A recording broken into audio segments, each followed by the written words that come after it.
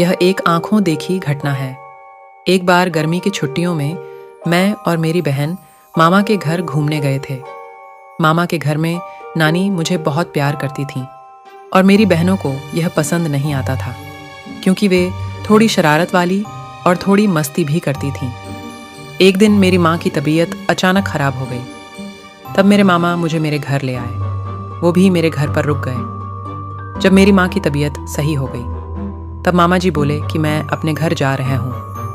मैं मामा से कुछ बोल पाता इसके पहले ही माँ ने मामा को बोला, हाँ भैया अब मैं ठीक हूँ, आप घर चले जाइए। मेरे घर पर मैं और मेरी माँ ही बची। 2-4 दिन बीत गया। तब एक दिन रात में मुझे जोर की प्यास लगी और मैं आंगन में पानी पीने के लिए उठी।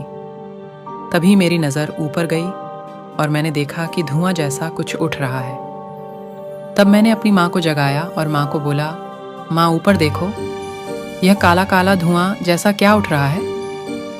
मेरी माँ समझ गई कि यह मेरी चाची की आत्मा जो मुझे लेने आई थी, क्योंकि मरने से पहले मेरी चाची ने कहा था कि मैं तुम्हारी बड़ी बेटी को छोड़ूंगी नहीं। मेरी माँ ने मुझे सुला दिया और खुद घर के पीछे बैर का पेड़ लगा था, उसी के नीचे बैठकर रोने लगी, क्योंकि बकाइन मेहंदी के पेड़ पर हमेशा रात 11:30 बजे के बाद चुड़ैल आत्मा भूत प्रेत निवास करते हैं और उसी पे चाची की आत्मा भी रहती थी।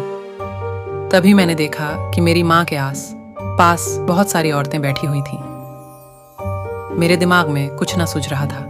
एक बार हम लोग 8वीं कक्षा में जब पढ़ रहे थे तो गुरुजी ने बताया था, कभी भी भूत प्रेत या आत्मा दिखाई दे तो गायत्री मंत्र का जाप करो, बजरंग बली का नाम लो, तो आत्मा वहां से डरकर भाग जाएगी।